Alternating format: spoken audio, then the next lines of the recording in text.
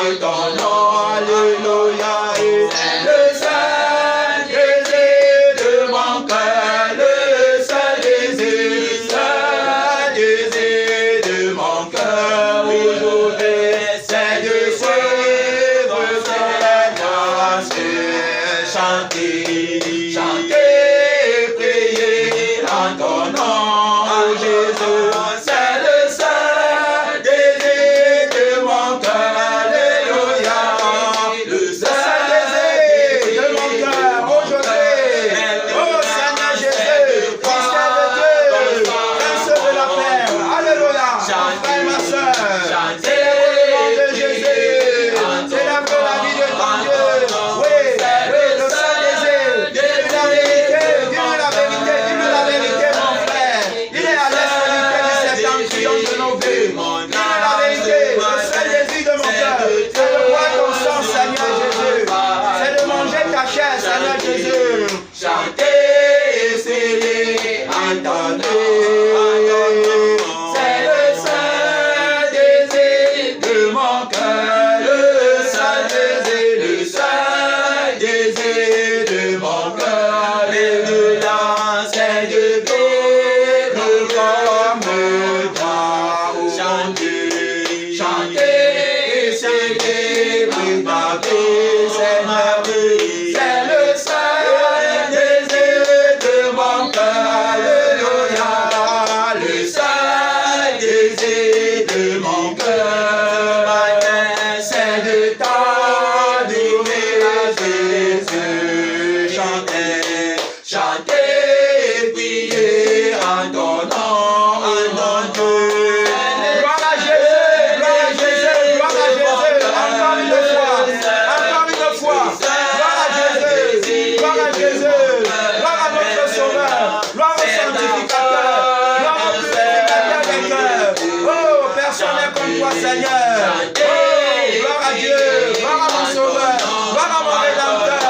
C'est le seul désir de mon cœur, le seul désir de mon cœur. Ce matin, c'est de manger ma chair, chanter, chanter, célébrer ta nom. C'est le Seigneur.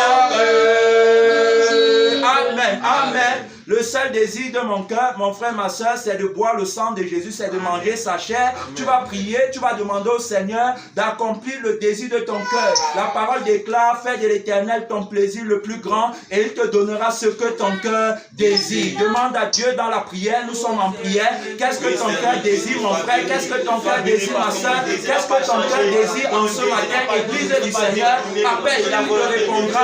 Appelle-le, il est la parole de Dieu, il est la vie de l'Église, il est le tout-puissant, il est le bâtisseur, le constructeur, il exauce ses enfants en temps et il parle à Dieu, mon frère, parle à Dieu, ma soeur, parle à Dieu, dis la vérité, ouvre ton cœur en ce matin, déconnecte-toi de toi-même, déconnecte-toi de ta pensée, déconnecte-toi de tes sentiments, de tes émotions, de ta conscience, déconnecte-toi, connecte-toi à l'esprit de vérité, à l'esprit d'intercession, à l'esprit de sagesse, à l'esprit conducteur, connecte-toi au Saint-Esprit, parle à Dieu, mon frère, parle à Dieu, ma soeur, parle à Dieu, Jésus est présent, notre Père, notre Dieu, notre Rédempteur, notre Sauveur, notre Conducteur, oui, le souverain sacrificateur, parle à Dieu, appelle-le, appelle-le, appelle-le, appelle-le, appelle-le, répondra, appelle-le, répondra, oh, Jésus, la parole de Dieu, appelle-le, répondra, mon frère, c'est Dieu de la vie,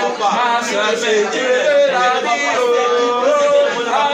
appelle-le, de la vie, appelle-le, répondra, appelle-le, appelle-le, répondra, ma soeur, appelle-le, répondra, oh, appelle-le, tout-puissant, appelle-le, répondra, réponds-nous, Seigneur, notre Père, Réponds-nous depuis le septentrion. Réponds-nous depuis l'éternité. Réponds-nous par le feu. Réponds-nous par l'esprit. Réponds-nous par la force. Réponds-nous par ta vie. Réponds-nous par ton sang. Réponds-nous en ce matin. Réponds-nous maintenant. Réponds-nous, Seigneur. Accorde-nous la grâce. Papa de t'honorer. Papa de t'adorer. Papa de vivre pour toi et par toi. Par le canal, Seigneur, de ton sang et de ton esprit. Oh Dieu Tout-Puissant, tu es manifesté par la vie de la parole. Merci, Seigneur. À toi la gloire, à toi l'honneur, à toi l'adoration, à toi la louange. Toi qui règnes et qui vis éternellement. Au nom de Jésus. Amen. Au nom de Jésus, Amen. Son nom, c'est la parole de Dieu. Son nom, c'est la parole de Dieu. Son nom, c'est la parole de Dieu. Gloire à Dieu. Amen. Merci Seigneur, mon frère, ma soeur, assois-toi dans la victoire qui est en Jésus-Christ. Son nom, c'est la parole de Dieu. Oui, le désir de mon cœur, c'est de l'aimer, c'est de l'adorer, c'est de le célébrer. Le désir de mon cœur, c'est d'être avec lui tous les jours de ma vie. Le désir de mon cœur, c'est de ne pas le trahir, c'est de l'aimer de jour en jour, c'est de grandir, de croître, n'est-ce pas, dans la vie du Seigneur. Le désir de mon cœur, c'est de me rapprocher de lui par la crucifixion. Amen. Amen. Le désir de mon cœur en ce matin, c'est de lui obéir, c'est de faire sa volonté. Amen. Amen. Le désir de mon cœur, bien aimé, dans le Seigneur, c'est d'être sans tache ni ride, c'est de me préparer à l'enlèvement. Je ne veux pas rater l'enlèvement. Je ne veux pas aller dans le feu éternel. Je ne veux pas perdre mon âme à cause de quoi que ce soit dans ce monde. Je vais être complètement à lui. Amen. Il a dit, tu aimeras le Seigneur ton Dieu de tout ton cœur, de toute ton âme, de toute ta pensée et de toute ta force. Gloire à Dieu. Il n'y a que lui qui est capable de le faire. Il est capable de me faire l'aimer de tout mon cœur, de toute mon âme, de toute ma pensée, de toute ma force. C'est de cette manière que nous devons l'aimer. Lui qui nous a aimés le premier. Alors donc, bien aimé dans le Seigneur, si on se lève le matin, c'est pour lui. Amen. Si on marche pendant la journée, c'est pour lui. Si on se couche le soir, c'est pour lui. Amen. Nous sommes reconnaissants et nous payons la dîme de notre reconnaissance par le temps de notre vie qu'on lui donne dans toute son intégralité. Ma vie tout entière lui appartient. Sans lui, je ne suis rien, je ne peux rien. Il est mon Dieu, il est mon Seigneur, il est mon Sauveur, il est mon Rédempteur, il est tout pour moi. Amen. Amen. Sans lui, je ne suis rien, bien aimé dans le Seigneur. Il est mon conducteur, il est le souverain sacrificateur. Sacrificateur selon l'ordre de Melchisédek à perpétuité. Donc avant lui, il n'y a personne et après lui, il n'y a personne. Il est l'alpha et l'oméga. C'est lui que nous célébrons. Son Amen. nom, c'est la parole de Dieu, le vivant, le vainqueur. Amen. On parle, n'est-ce pas, on parle de Dieu qui s'est fait homme et non d'un homme qui est devenu Dieu. Amen. Amen. Il est le seul homme Dieu. Amen. Amen. Il est le seul homme de Dieu. Amen. Amen. Oui, bien aimé, c'est en lui qu'on devient homme de Dieu. C'est-à-dire que tant qu'il n'est pas en nous, nous ne pouvons pas être déclarés homme de Dieu. C'est-à-dire que cette vocation, c'est sa vocation. Ce titre, c'est son titre. Cette responsabilité, c'est sa responsabilité. En tant que bâtisseur, en tant que constructeur, en tant que celui qui veille. C'est-à-dire qu'il est la tête de son corps qui est l'Église. Bien aimé, en lui, nous avons la vie, le mouvement et l'être. Quiconque n'est pas en lui ne lui appartient pas. Bien aimé, dans le Seigneur. Alors donc, très très important de reconnaître que tant qu'il n'a pas commencé, on ne peut rien commencer. On commence avec lui, on commence par lui et on commence pour lui. C'est lui qui a le dernier mot. Amen. Tant qu'il n'a pas parlé, il n'y a rien. Sans lui, il n'y a pas d'église. Sans lui, il n'y a pas de pardon de péché. Sans lui, il n'y a pas de baptême du Saint-Esprit. Sans lui, il n'y a pas de réconciliation avec le Père. Amen. Amen. Sans lui, le ciel ne peut pas être ouvert. Amen. Il a dit que, et vous verrez si je n'ouvre pas pour vous les écluses des cieux. C'est lui qui ouvre le ciel. C'est lui qui ferme le ciel. Amen. Son nom, c'est la parole de Dieu. Il est la résurrection et la vie. Capable de redonner la vie là où il y avait la mort. Amen. Amen. Nous sommes témoins de sa résurrection en ce qu'il nous a ressuscité des morts. Amen. Amen. Nous étions morts par nos offenses, mais maintenant il nous a redonné la vie. Voilà pourquoi il est le seul homme de Dieu. Amen. Il est l'homme de Dieu parce qu'il est le seul homme qui est Dieu. Bien aimé, nous célébrons sa vie, sa force, son autorité, sa puissance. Nous le célébrons en tant que tout puissant. Il est venu sur la terre pour accomplir une mission prestigieuse. Amen. Amen. Il est venu sur la terre avec la lourde responsabilité. La responsabilité ultime objectif de faire de nous des enfants de Dieu. C'est pour ça que la Bible dit dans le livre de Jean chapitre 1 que à ceux qui l'ont reçu, à ceux qui croient en son nom, il leur a donné le pouvoir de devenir enfants de Dieu, lesquels sont nés ni de la volonté du sang ou de la chair, mais de Dieu. Ils sont nés de Dieu. Il t'a dit qu'il est l'auteur de notre nouvelle naissance. Amen. Il est l'auteur, bien-aimé, de la vie nouvelle qu'on a obtenue. Il est l'auteur de la marche par l'Esprit. C'est-à-dire qu'il est loin de Dieu par qui on a reçu l'Esprit. Amen. C'est sur lui que l'Esprit de Dieu est descendu. L'Esprit de Dieu ne se manifeste que par sa vie. Amen. Tant qu'il n'y a pas sa vie, il n'y a pas manifestation de l'Esprit de Dieu. C'est très important. L'Église, n'est-ce pas, doit vivre par lui et pour lui. L'Église, n'est-ce pas, l'Église, n'est-ce pas, est sa propriété privée. Amen. C'est lui qui a mis sur pied l'Église et l'Église donc marche, n'est-ce pas, c'est dit que comme la parole de Dieu nous dit dans le livre des Actes des Apôtres qu'en lui on a la vie. Donc on a premièrement la vie, en lui on a le mouvement, en lui on a l'être. C'est-à-dire que c'est par lui qu'on se déplace, c'est par lui qu'on reste sur place, c'est par lui qu'on va à droite, c'est par lui qu'on va à gauche, c'est par lui qu'on descend, c'est par lui qu'on monte. C'est pourquoi s'il n'a pas fait quoi que ce soit, nous on ne peut rien faire. Il a déclaré que sans moi vous ne pouvez rien faire, bien aimé, dans le Seigneur. On parle de seul homme qui est Dieu. Amen. Alors donc qu'est-ce que la Bible nous dit? On parle d'abord, c'est-à-dire qu'il est très important de placer les fondements parce que beaucoup aujourd'hui, bien aimés, ne savent pas qui est véritablement homme de Dieu et qui ne l'est pas. Alors donc d'entrée de jeu, tu dois savoir que l'homme de Dieu c'est la parole de Dieu. Amen. L'homme de Dieu c'est le Seigneur Jésus. Amen. L'homme de Dieu c'est celui qui a eu c'est celui, n'est-ce pas, qui a reçu tout pouvoir dans le ciel et sur la terre, afin, n'est-ce pas, de faire de nous des disciples. Voilà celui qu'on appelle l'homme de Dieu. Donc quand tu cherches l'homme de Dieu, tu dois rechercher l'homme Dieu qui est capable, n'est-ce pas, de te redonner la vie parce que tu étais mort. Alors donc tu dois, n'est-ce pas, connaître qu'est-ce que tu veux véritablement. Est-ce que c'est la vie que tu veux? Est-ce que c'est le salut que tu veux? Parce que si tu ne sais pas ce que tu veux, tu ne peux pas connaître qui est véritablement l'homme de Dieu. Amen. Alors qu'est-ce que la Bible dit de l'homme de Dieu? Nous partons ici dans la parole pour étudier à la lumière, n'est-ce pas, des saintes écritures, c'est-à-dire que l'inspiration de Dieu, la manifestation de l'Esprit de Dieu pour écrire, n'est-ce pas, au sujet de l'homme de Dieu. Amen. Alors donc dans Jean chapitre 1, la parole de Dieu nous dit ceci. Jean chapitre 1, son nom c'est la parole de Dieu. Son nom c'est la parole de Dieu. Son nom c'est la parole de Dieu. Oui, bien aimé, son nom c'est la parole de Dieu.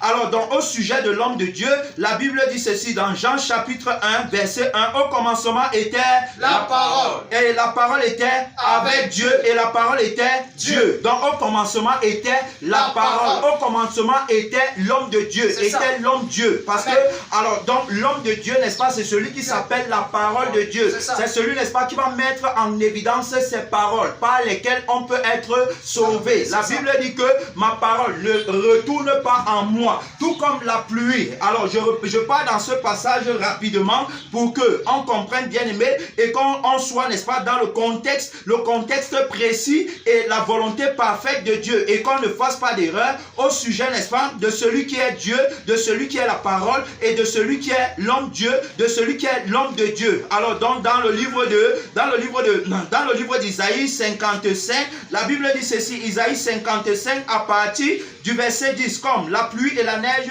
descendent des cieux et n'y retournent pas sans avoir arrosé et fécondé la terre et fait germer les plantes, sans avoir donné de la semence aux semeurs et du pain à celui qui mange. Ainsi en est-il de ma parole qui sort de ma bouche.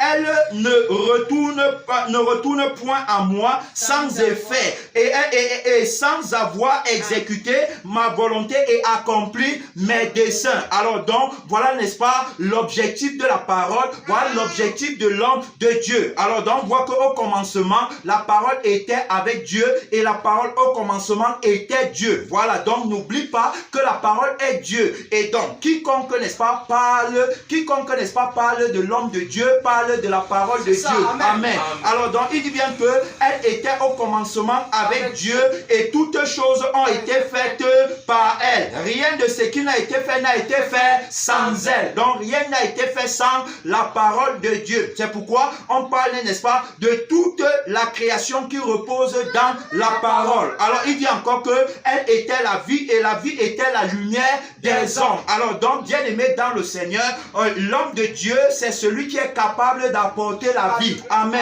C'est-à-dire que si l'homme de Dieu n'est pas capable d'apporter la vie, alors ce n'est pas l'homme de Dieu. Est-ce qu'on comprend? Amen. Parce que l'homme de Dieu, c'est la parole de Dieu qui donne la vie. Amen. Et la Bible nous dit que elle est venue au verset 11, elle est venue chez les siens. Je laisse le verset 11, je prends le verset 12.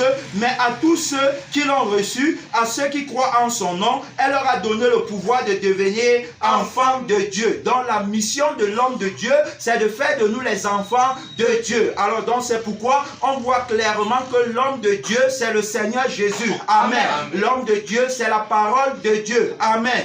Alors donc, pour qu'il n'y ait pas de confusion, bien aimé, dans le Seigneur, alors tu dois comprendre que le Seigneur Jésus s'appelle la parole de Dieu. Amen. Qu'est-ce que la Bible nous dit dans Apocalypse 19, verset 11? Écoute attentivement. Il dit, puis je vis le ciel ouvert, et voici parut un cheval blanc. Celui qui le montait s'appelle fidèle et véritable. Il juge et combat avec justice. Ses yeux étaient comme une flamme de feu. Sur sa tête étaient plusieurs diadèmes. Il avait un nom écrit que personne ne connaît, si ce n'est lui-même. Il était revêtu d'un vêtement teint de sang. Son nom, c'est la parole de Dieu. Les armées qui sont dans le ciel le suivaient sur des chevaux blancs et revêtu d'un fin lin blanc pur. De sa bouche sortait une épée aiguë pour frapper les nations. Il les pètera avec une verge de fer et il foulera la cuve du vin de l'ardente colère du Dieu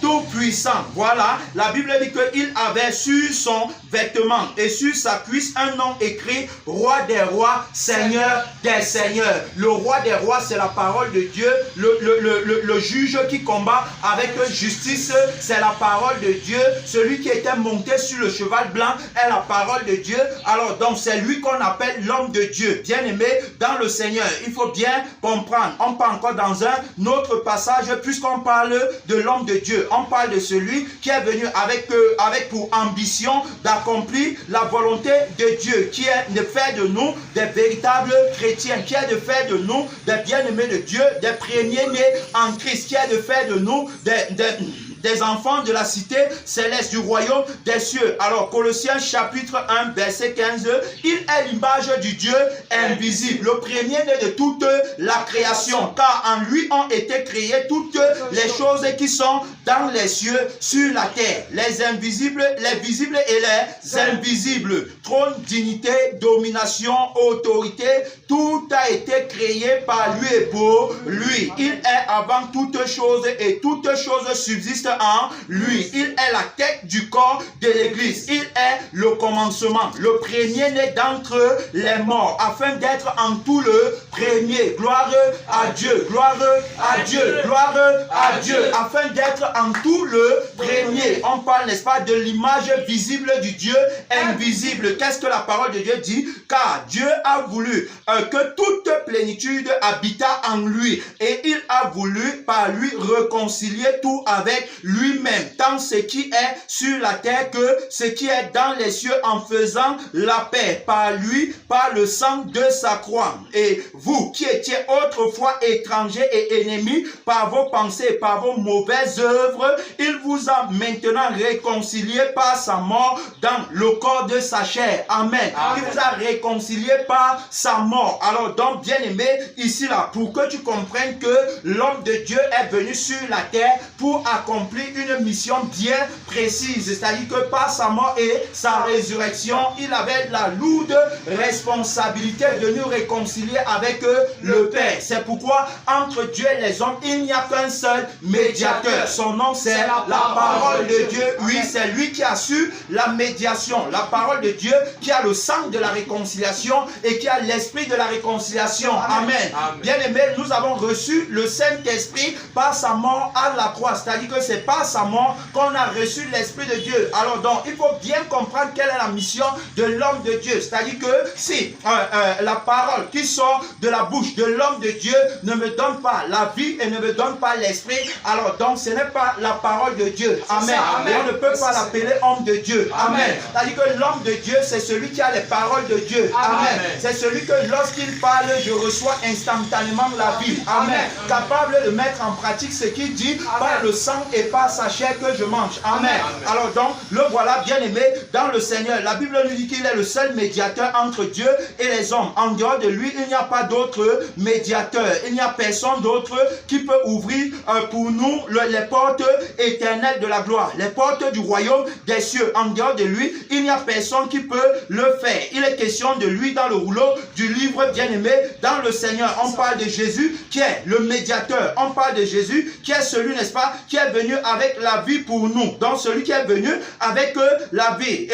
1 Timothée chapitre 2 verset 5 dit que car il y a un seul Dieu et aussi un seul médiateur entre Dieu et les hommes. Jésus-Christ homme. Tu vois, on parle de Jésus-Christ homme. Donc quand on parle de Jésus-Christ, Jésus-Christ est la parole de Dieu et maintenant on parle de l'homme. Donc c'est-à-dire qu'il a été manifesté en chair. Amen. C'est-à-dire qu'il a été manifesté en chair pour nous permettre d'entrer dans la parfaite volonté de Dieu. C'est pourquoi on l'appelle homme Dieu. Amen. C'est-à-dire que Dieu qui est devenu homme et non homme qui est devenu Dieu. C'est-à-dire qu'il est homme Dieu. Pourquoi? Parce qu'il est Dieu avant de se manifester dans la chair. Il est Dieu qui a pris, n'est-ce pas, l'apparence de l'homme. Regardez bien aimé dans le Seigneur, parce qu'on a dit que c'est Jésus-Christ homme. Donc c'est Jésus-Christ l'homme. Alors donc qui a été manifesté en chair. Qu'est-ce que Philippiens nous dit? Regardez ce que Philippiens nous dit ici à propos de l'homme de Dieu. À propos de l'homme Dieu. La Bible dit dans Philippiens chapitre 2 verset 5, et en vous les sentiments qui étaient en Jésus-Christ, lequel existant en forme de Dieu. Tu comprends? Donc lequel existant en forme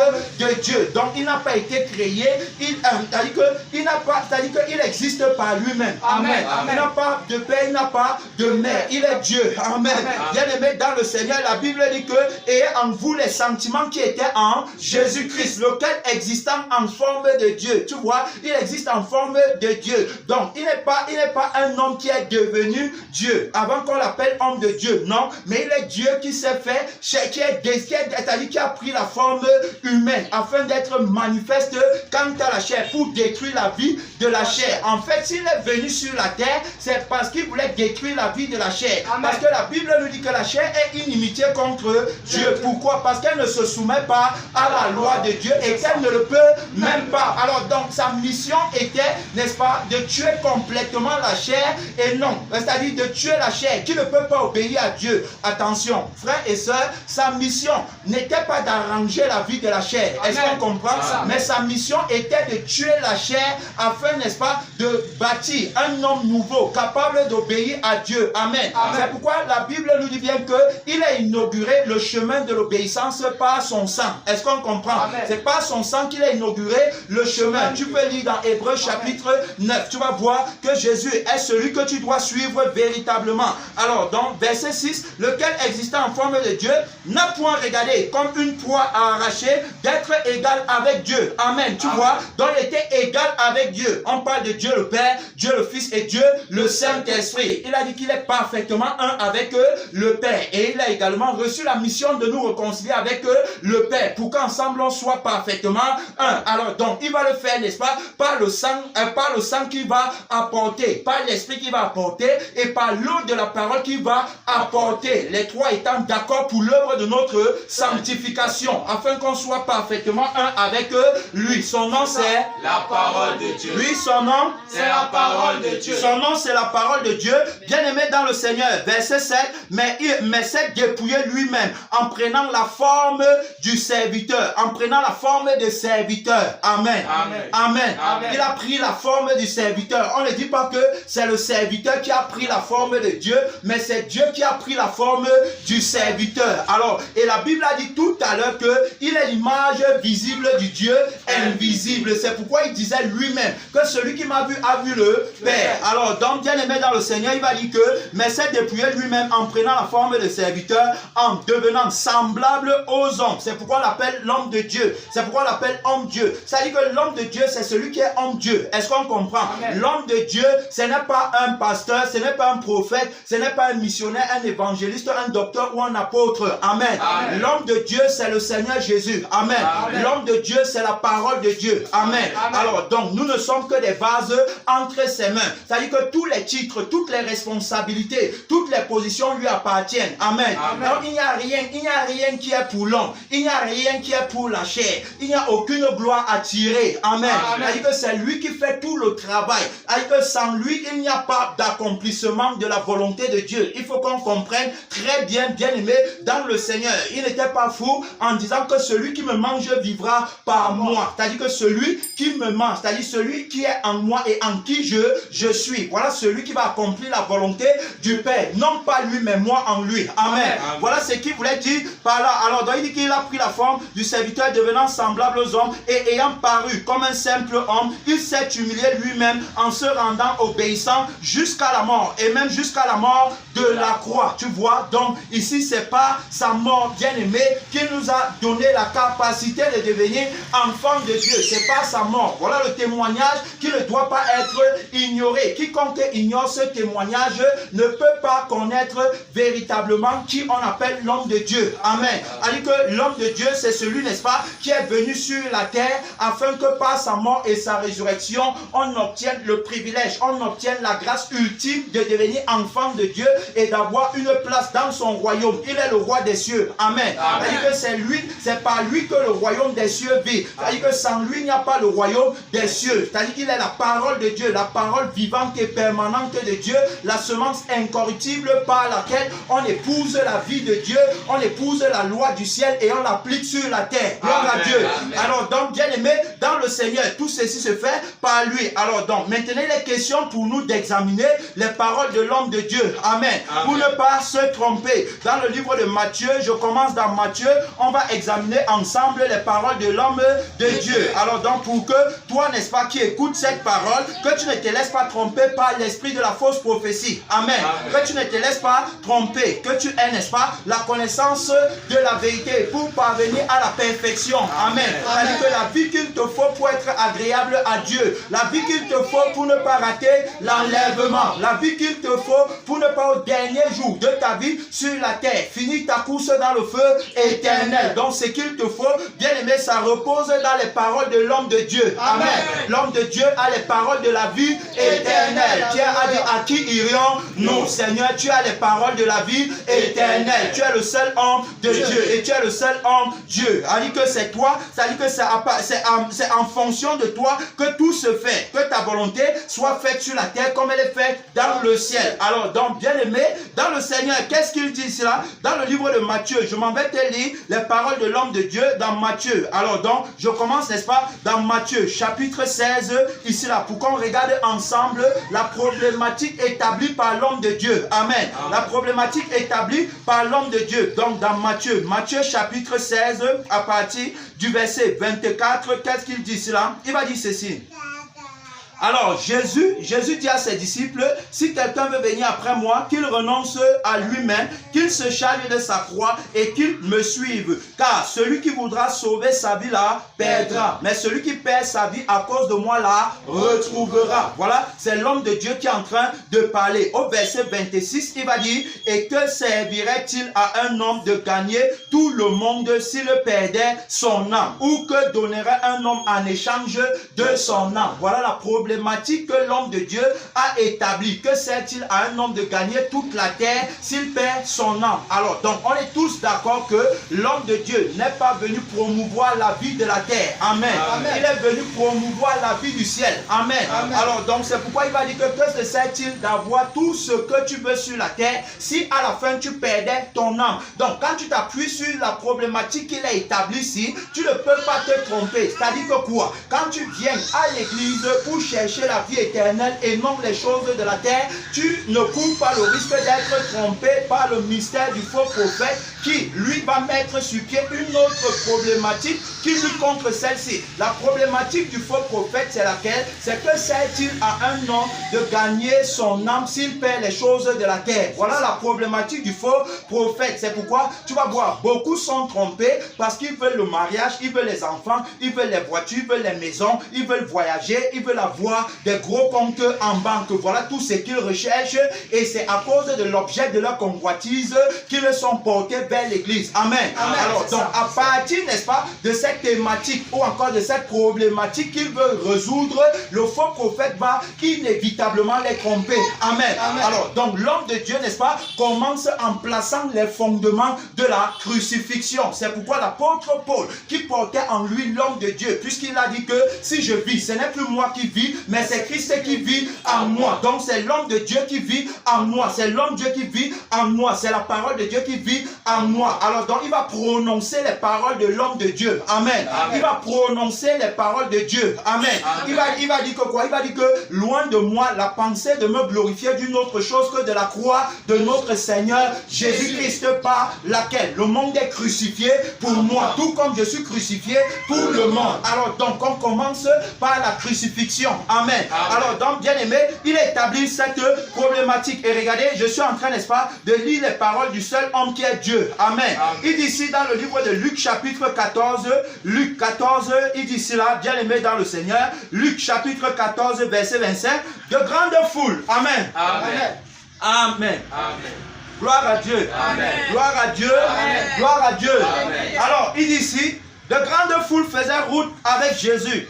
Il se retourna et leur dit, voilà ce que Jésus va dire, si quelqu'un vient à moi, s'il ne hait pas son père, sa mère, sa femme, ses enfants, ses frères et ses sœurs, et même sa propre vie, tu vois, il dit, et même ta propre vie, il ne peut être mon disciple. Donc, bien aimé dans le Seigneur, il faut savoir que pour marcher avec l'homme de Dieu, pour porter en moi les paroles de l'homme de Dieu, je dois premièrement renoncer à ma vie. Pourquoi? Parce que sa vie est contre ma vie. Est-ce que tu savais ça? Que la vie de Jésus est contre ta vie. Je m'adresse même à toi qui me regarde, la vie de Jésus est contre ta vie. Donc tu ne peux pas être ami avec Jésus tant que tu ne renonces pas à ta vie. Pour que tu sois ami avec lui, tu dois renoncer à ta vie. On sait Dieu avec la vie de Jésus et non pas avec nos vies à nous-mêmes. Non, bien aimé dans le Seigneur. C'est pourquoi il dit que, et même à ta propre vie, tu ne peux pas être son disciple. Il va dire que, et quiconque ne porte pas sa croix et ne me suit pas ne peut pas être mon disciple. Voilà. Et il va dire au verset 33, ainsi donc, quiconque d'entre vous ne renonce pas à tout ce qu'il possède, il ne peut être mon disciple. Tu vois, si tu ne renonces pas à toi-même, si tu ne renonces pas à tout ce que tu possèdes, tu ne peux pas être son disciple. Alors, donc, toi qui veux les choses de la terre et qui crois que Jésus, n'est-ce pas, est venu pour te permettre d'avoir les choses de la terre, tu es en train de faire erreur et tu seras trompé par le faux prophète. Tu seras trompé par c'est-à-dire que celui qui impersonnalise l'homme de Dieu, qui prend l'apparence de l'homme de Dieu. Qu'est-ce que la Bible nous dit, bien aimé, au sujet, n'est-ce pas, du faux homme de Dieu? La Bible nous dit dans le livre de 2 Corinthiens 11, à partir du verset 13, ces hommes-là, ce sont de faux apôtres, des ouvriers trompeurs, déguisés en apôtres de Christ. Et cela n'est pas étonnant, puisque Satan lui-même se déguise en ange de lumière. Il n'est donc pas étrange que ses ministres aussi, tu vois, ils sont ministres de Satan. Tous ceux qui font la promotion de la vie que Jésus est venu détruire. Bien aimé, dans le Seigneur, il dit que les ministres, c'est-à-dire que ce n'est donc pas étrange que ces ministres aussi se déguisent en ministres de justice. Leur fin sera selon leurs œuvres. Voilà. Alors, donc, je m'en vais encore dans un autre passage pour te montrer, bien aimé, dans le Seigneur. Tu es bien aimé du Seigneur. Tu ne dois pas perdre ton âme. Tu dois gagner ton âme pour la vie éternelle. Tu dois connaître le vrai bonheur qui s'attache à la vie éternelle. Le bonheur n'est pas dans les choses de la terre. C'est un faux bonheur. C'est un bonheur qui est passager. C'est un bonheur, n'est-ce pas, qui n'aura pas une durée à long terme. Alors, donc, bien aimé, il dit dans Philippiens chapitre 3, verset 18, car il en est plusieurs qui marchent en ennemis de la croix de Christ. Et je vous en ai souvent parlé et j'en parle encore maintenant en pleurant. Leur fin sera la perdition. Ils ont pour Dieu quoi? Leur ventre. Ils ont pour Dieu quoi? Leur ventre. Ils ont pour Dieu quoi? Leur ventre. Ils ont pour Dieu leur ventre. Et la Bible dit qu'ils mettent leur gloire dans ce qui fait leur honte. Tu vas voir, eux tous, ils mettent leur gloire dans les choses de la terre. J'étais pauvre, je suis devenu riche. Je n'avais pas de voiture, aujourd'hui j'ai 100 voitures. Je n'avais pas de maison, aujourd'hui j'ai 10 villas. Je ne voyageais pas, aujourd'hui je fais le tour du monde. Voilà dans quoi ils mettent leur gloire. Ce ne sont pas les hommes de Dieu, bien-aimé. Tu dois fuir ce genre de personnes sans regarder derrière. Ils ne peuvent rien t'apporter au sujet du salut de ton âme. Ils ne peuvent pas t'aider à arriver au ciel. Si tu les suis, la fin sera la perdition. Ce n'est pas moi qui dis, c'est la parole de Dieu. Regardez, la parole de Dieu dit, car il en est plusieurs qui marchent en ennemi de la croix de Christ. Ils n'aiment pas la croix de Christ. Ils n'aiment pas entendre parler de la croix. Lorsqu'on parle de la croix, ça les énerve. Il dit que c'est l'évangile du diable. Pourquoi? Parce qu'ils ne veulent pas perdre leur vie sur la terre. Ils ne veulent pas perdre leur confort. Ils ne veulent pas perdre leurs avantages. Ils savent que la croix de Christ, c'est la fin de la jouissance de la vie du monde. Amen. Voilà pourquoi ils ne veulent pas entendre parler de la croix, mais bien aimé dans le Seigneur, le seul homme qui est Dieu est arrivé, le chef des prophètes. Amen. Alors donc il va les dénoncer. Le faux prophète est tombé devant lui. Son nom c'est la parole de Dieu. Il dit donc que car il en est plusieurs qui marchent en ennemi de la croix de Christ. Je vous en ai souvent parlé et j'en parle encore maintenant en pleurant. Leur fin sera la perdition. Voilà la fin de ceux qui tordent le sens de l'évangile véritable. Amen.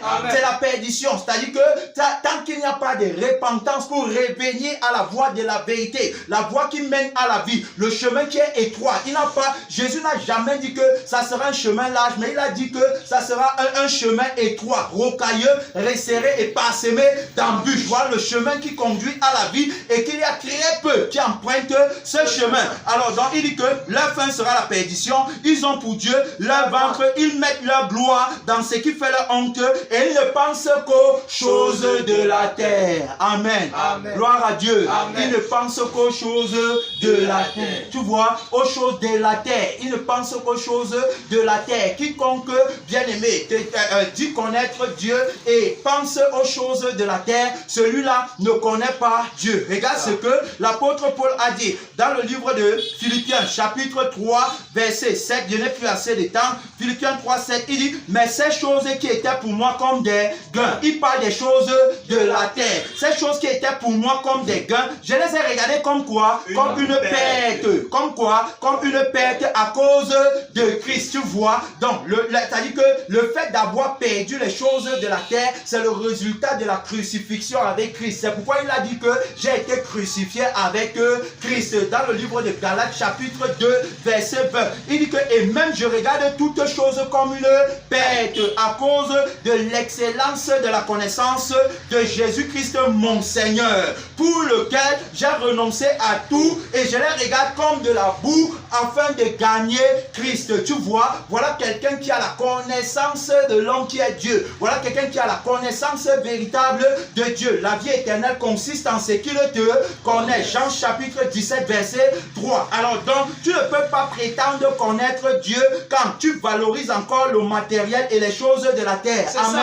Ça c'est le mystère de la fausse prophétie. C'est pourquoi ta prédication ne peut pas donner un seul disciple à Jésus-Christ sanctifié pour la vie éternelle. Amen. Alors donc, bien aimé dans le Seigneur, il dit donc qu'il ne considère rien de tout ça. Pourquoi? À cause de l'excellence de la connaissance de Jésus-Christ. Alors donc, on parle des paroles de l'homme de Dieu. Regardez, eux ils prônent, n'est-ce pas, de s'amasser les trésors sur la terre, d'être riche, de ne pas être pauvre. D'autres vont même jusqu'à dire que un homme, n'est-ce pas, qui est pauvre ne peut pas être responsable. Vous voyez, de telles choses pour inciter la convoitise, pour pousser les gens à mentir, pour pousser les gens, n'est-ce pas, à désirer, à laisser vivre en eux les désirs et les passions de la chair. chair. Or, la Bible dit bien dans Galates chapitre 5, verset 24, que ceux qui sont en Jésus-Christ ont crucifié quoi? La chair. Avec quoi? Ses passions Et ses désirs. Ceux qui sont en Jésus-Christ ont crucifié la chair avec ses passions et ses désirs. Mais eux, n'est-ce pas, leurs prédications vont t'amener à désirer, leurs prédications vont t'amener à convoiter, leurs prédications ne peuvent pas te sanctifier, leurs prédications ne peuvent pas faire que tu aimes le Seigneur Jésus de tout ton cœur, de toute ton âme, de toute ta force et de toute ta pensée. Parce que Jésus a dit quoi? Dans Matthieu chapitre 6, regardez ce que Jésus dit. Matthieu 6, 19, ne vous amassez pas les trésors sur la terre, où la rouille, où la terre et la rouille détruisent, où les voleurs percent et dérobent. Mais amassez-vous des trésors dans le ciel, où la terre et la rouille ne peuvent détruire, où les voleurs ne peuvent percer ni dérober. Car là où est votre trésor, là aussi sera votre cœur. Si on te prêche, bien-aimé, la convoitise qui t'amène à désirer les choses de la terre, comment ton cœur peut être au ciel, puisque ton trésor c'est la terre. Tu vois, donc tu ne peux pas, tu ne peux pas aimer Jésus-Christ et tu ne peux pas en aucun cas entrer au ciel, puisqu'il ne peut jamais faire entrer dans son royaume quelqu'un qui ne l'aime pas. Est-ce qu'on comprend? Alors donc il dit que car là où est votre trésor, là aussi sera votre cœur. Donc si mon trésor est sur la terre, mon cœur sera sur la terre. Si mon trésor est dans le ciel, mon cœur sera au ciel. Tu vas voir que ils parlent de Dieu à cause de leur richesse. C'est-à-dire que leur Dieu c'est celui qui donne les choses de la terre. S'ils n'ont plus les choses de la terre, tu vas voir ils ne peuvent plus servir Dieu. Amen. Est-ce qu'on comprend? Ils ne pourront plus servir Dieu. Leur zèle, leur passion, leur engagement, leur détermination, c'est à cause des trésors de la terre. C'est-à-dire que leur décollage c'est toujours pour atterrir sur la terre. Tu vas les reconnaître, même quand ils parlent de la croix, c'est une croix, n'est-ce pas, qui ne te permet pas de mourir, mais de revivre sur la terre. Or, la véritable croix, c'est la mort de la vie de la chair qui est rattachée à la terre pour accéder par la puissance de la résurrection à la vie, n'est-ce pas, de la résurrection, qui est la vie de sainteté attachée également à la vie du ciel. Est-ce qu'on comprend? Donc, quand tu es du ciel, tu ne peux plus parler des choses de la terre, mais uniquement du ciel. Qu'est-ce que Colossiens chapitre 3 nous dit, bien aimé, dans le Seigneur? Colossiens chapitre 3 en parle ici avec beaucoup d'hardiesse, bien aimé. Je m'en vais te lire le passage. Colossiens chapitre 3, verset 1. Si donc vous êtes ressuscités avec Christ, ressuscité, tu as vu, on parle de la résurrection. Est-ce que tu es vraiment ressuscité avec Christ pour connaître les mystères du royaume des cieux, pour savoir que après la résurrection, il n'est plus question de la terre mais du ciel. Amen. Pour savoir que lorsque Moïse est allé en Égypte, ce n'était pas pour, c'était pour préfigurer la mission de Jésus-Christ. Sortir le peuple de Dieu de l'Égypte pour les amener à Canaan, c'est la mission que l'homme de Dieu a reçue pour sortir son peuple du monde, qui est la représentation de l'Égypte, et les amener à Canaan, qui est la représentation de la Jérusalem céleste, qui n'est pas sur la terre mais dans le ciel. Ceci en passant par le désert. Voilà donc, bien aimé dans le Seigneur, lorsque on est de nouveau, on sort du monde et nous sommes à destination du ciel. Voilà le voyage qu'on entreprend en tant que pèlerin. Et alors donc on va passer par le désert, symbole de la croix. On ne peut plus s'attacher aux choses de la terre. On ne peut plus convoiter les richesses de l'Égypte.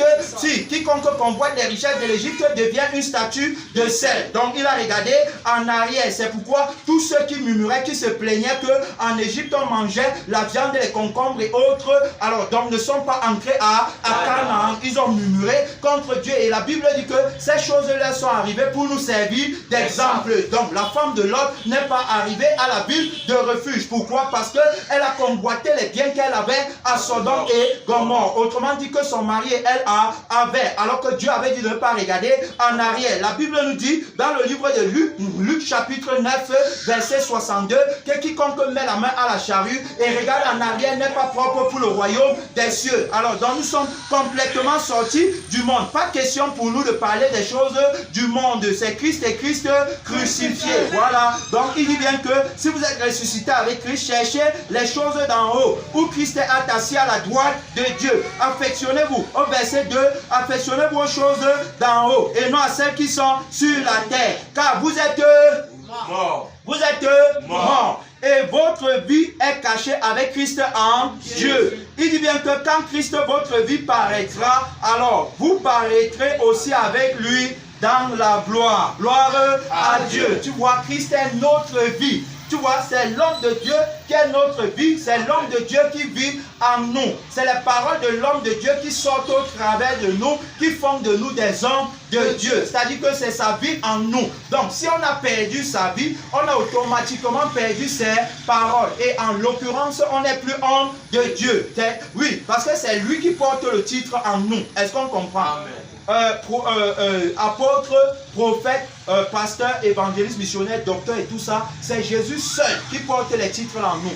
Donc, si tu n'as plus sa vie, les titres là, tu ne peux plus les porter. Est-ce qu'on comprend? C'est la vie de Jésus en nous qui nous donne accès au sacerdoce. C'est-à-dire que Jésus a inauguré pour nous le chemin du lieu très saint par son sang. Alors, dans le sang de Jésus, c'est sa vie que tu dois avoir. Et c'est sa vie là qui te donne accès au sacerdoce. C'est sa vie là qui te donne accès à ces choses. Sans sa vie, tu ne peux pas avoir ces choses. Est-ce qu'on comprend? Amen. Alors, donc, c'est la vie là. Donc, bien aimé, voilà les paroles de l'homme de Dieu. Alors, donc, il a dit que si quelqu'un veut venir après lui, qu'il renonce à lui-même. Alors, donc, il a parlé ici là et dit bien que, c'est-à-dire, il n'a pas promu la terre un seul instant, mais il a promu le royaume des cieux. C'est pourquoi quiconque entend ces paroles, alors le suit véritablement. Regardez, bien aimé, qu'est-ce que la Bible nous dit dans le livre de Timothée. Dans le livre de 1 Timothée 6, la Bible nous dit ceci, bien aimé dans le Seigneur. 1 Timothée 6, 3. Si quelqu'un enseigne de fausses doctrines et ne s'attache pas aux saines paroles de notre Seigneur Jésus-Christ et à la doctrine qui est selon la piété. Alors, donc, est-ce que tu peux être pieux? Est-ce que tu peux être dans la doctrine qui est selon la piété si tu n'as pas accepté la croix? Ce n'est pas possible puisque la vie, n'est-ce pas, qui a promu cette doctrine, c'est la vie de Jésus. Alors, et il a promu par sa mort à la croix. Est-ce qu'on comprend? C'est-à-dire que c'est lui qui est le premier à aller à la croix. Et tous ceux qui le suivent passent par la croix. C'est-à-dire que si tu ne passes pas par la croix, tu ne peux pas connaître la doctrine qui va prôner la piété. C'est-à-dire que la doctrine, n'est-ce pas, je ne parle pas ici de ceux qui donnent un enseignement littéral et qui ne peuvent pas, c'est-à-dire un enseignement qui ne peut pas donner la vie, un enseignement qui produit les disciples de la lettre et non les enfants de Dieu par la vie qu'ils ont obtenue de l'enseignement. Je parle ici là, n'est-ce pas, de Jésus-Christ qui est le maître de la doctrine fondamentale de l'Église. Et la doctrine fondamentale de l'Église, c'est la crucifixion sans laquelle on ne peut pas obtenir la vie qui est la vie de la sanctification, qui est la vie parfaite et qui est la vie éternelle. C'est pourquoi la mission de Jésus, selon Éphésiens chapitre 5, du verset 25 au verset 27, c'était de présenter à Dieu une église qui est sans tache ni ride. Alors, aujourd'hui, vous allez voir des soi-disant serviteurs de Dieu dire que personne n'est saint et que c'est Dieu seul qui est saint. Mais si Dieu est seul et que nous sommes en lui, comment on ne va pas être saint? Si Dieu est seul et que nous ne sommes pas saints, qu'est-ce que nous venons alors prêcher aux autres? Est-ce qu'un aveugle peut conduire d'autres aveugles? Est-ce qu'il ne va pas tous les mener dans la fosse? Tu vois? Donc, ce sont des menteurs, ils ne sont pas dans la vérité. Alors donc, bien aimé, il vient que ne s'attache pas aux saintes paroles de notre Seigneur Jésus et à la doctrine qui est selon la piété. Il est enflé d'orgueil, il ne sait rien. Il a la maladie des questions oiseuses, des disputes de mots. D'où n'est-ce quoi? L'envie, les querelles, les calomnies, les mauvais soupçons. Il dit que les vaines discussions corrompues,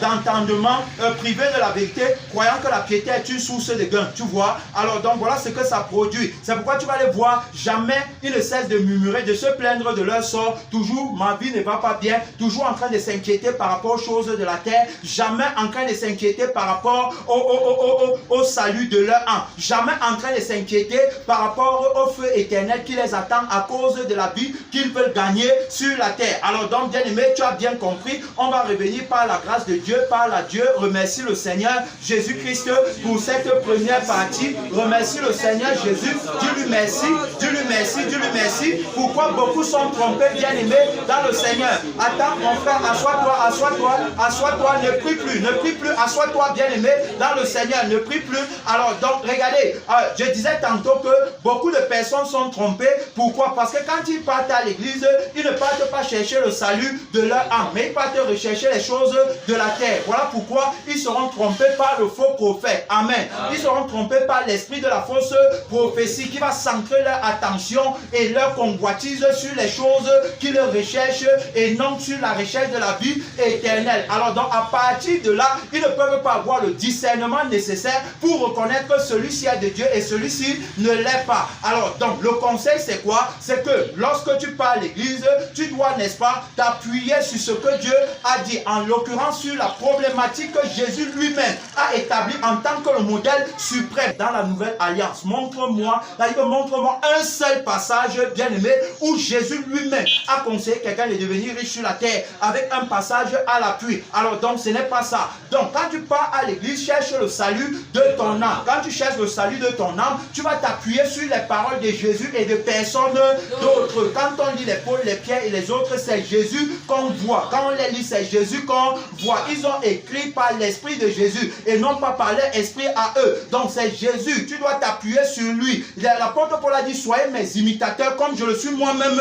de Christ. Tu comprends? Il est de Christ et lui n'a parlé que de la croix. Il n'a pas parlé de la prospérité. Donc montrant par là que lorsque tu pars à l'église pour chercher le salut, il sera très difficile au faux prophète de te tromper parce que ces paroles ne seront pas assez substantielles pour te donner la vie qui te permet de t'attacher à Jésus de tout ton cœur, de toute ton âme, de toute ta force et de toute ta pensée. Lève-toi pour prier. Parle à Dieu, bien-aimé, dans le Seigneur. Parle à Dieu, parle à Dieu, parle à Dieu, parle à Dieu. Jésus est le seul homme de Dieu car il est homme Dieu. Jésus est le seul homme de Dieu parce qu'il est la parole de Dieu. Bien-aimé, ce n'est qu'en lui qu'on a la vie. On a la vie, ce n'est qu'en lui. C'est lui qui a les paroles de la vie éternelle.